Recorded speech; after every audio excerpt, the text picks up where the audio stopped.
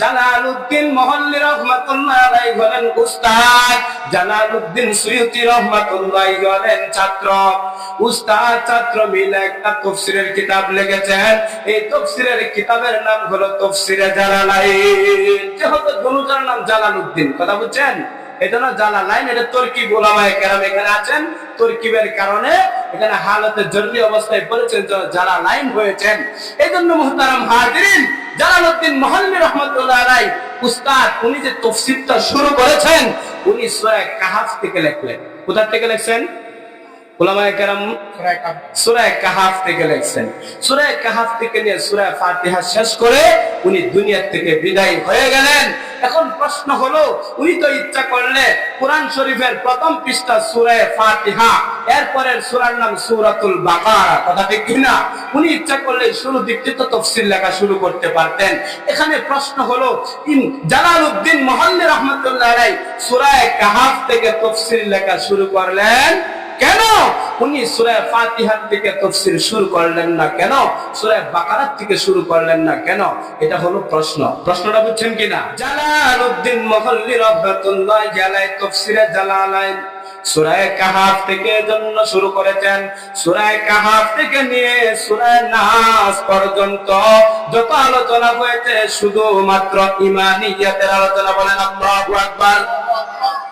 সূরা কাহাফ থেকে নিয়ে নাস পর্যন্ত ঈমানিয়াতের আলোচনা। উনি চিন্তা করেছেন, আমি যদি সূরা ফাতিহা থেকে শুরু করি, সূরা কাহাফের আগ পর্যন্ত যত আলোচনা আছে সমস্ত আলোচনা আমালিয়াতের আলোচনা, কাসাসের আলোচনা, ঘটনার আলোচনা, আর এখানে আমালিয়াতের আলোচনা, নামাজ রোজা হজ যাকাতের আমলের আলোচনা।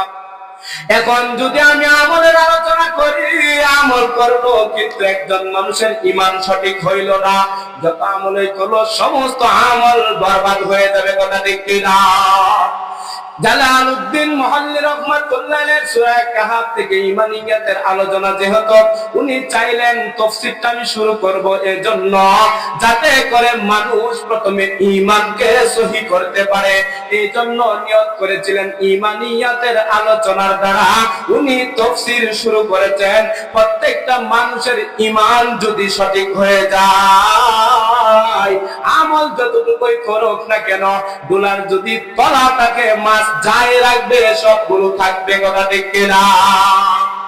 এই জন্যই জালালউদ্দিন মহল্লি রাহমাতুল্লাহি আলাইহি তাফসীরে জালালাইন সূরা কাহাফ থেকে তাফসীর শুরু করেছেন, যাতে করে মানুষ সর্বপ্রথম ঈমানকে হেফাজত করতে পারে। এই জন্য আল্লাহ পাক রব্বুল আলামিন বলেন, সবচেয়ে বড় জান্নাতে যদি যেতে হয় দুইটা গুণের অধিকারী হতে হবে। এক নাম্বার গুণের নাম হলো ঈমানদার হতে হবে, কথা ঠিক কিনা? ইন্নাল্লাযীনা আমানু, এক নাম্বার ঈমানদার হতে হবে। এখন তো আমরা সবাই ঈমানদার দাবি করি, কিন্তু দেখা যায় আমরা কারা ঈমানদার, কতটুকু কাজ করলে ঈমান ঠিক থাকবে, কি কি গুণের অধিকারী হলে আমরা ঈমানদার হতে পারবো, এটাও আমাদের আজকে জানা নাই, কথা ঠিক কিনা?